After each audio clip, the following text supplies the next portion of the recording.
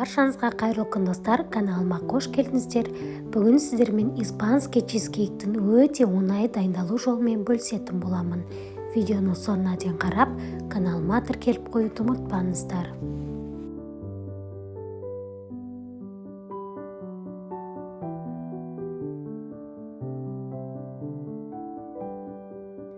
Ең алдымен творожный сырға қант ұнтағын салып, миксердің ең төмен жылдамдығымен жақсылап араластырып аламыз.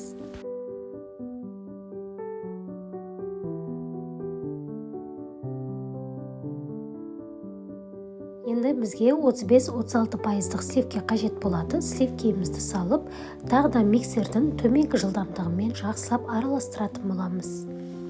Егерде сливкидің 35-36%-дан төмендеуін алып қосатын болсаңыздар, онда сіздердің чизкейктарыңыз дұрыс қатпайды.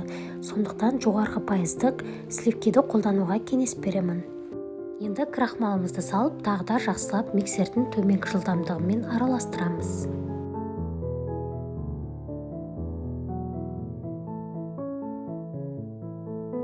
Бізде осындай қою масса пайда болады. Енді жұмыртқамызды алып, алдымен шанышқымен жақсылап араластырып аламыз. Содан соң дайын болған массаға жұмыртқамызды салып, тағы да миксердің төменгі жылдамдығымен жақсылап араластырып шығамыз.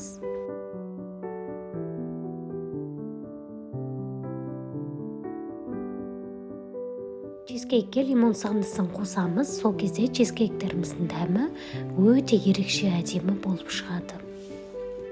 Осымен біздің массамыз дайын болды. Енді лопатканың көмегімен осы артық ауаларын шығарып аламыз.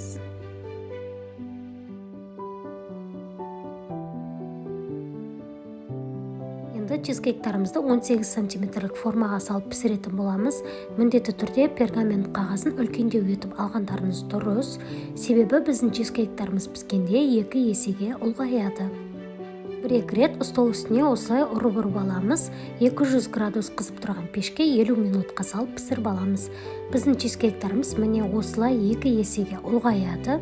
Чизкейктарымызды толық суығынан соң ғана формадан босататын боламыз. Шамамен 2 сағат суытамыз. Осымен біздің чизкейктарымыз дайын.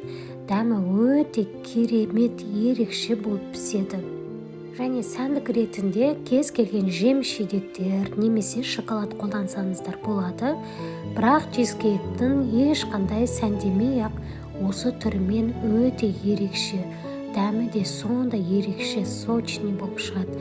Міндетті түрде дайындап көріңіздер. Астарыңыз дәмді болсын.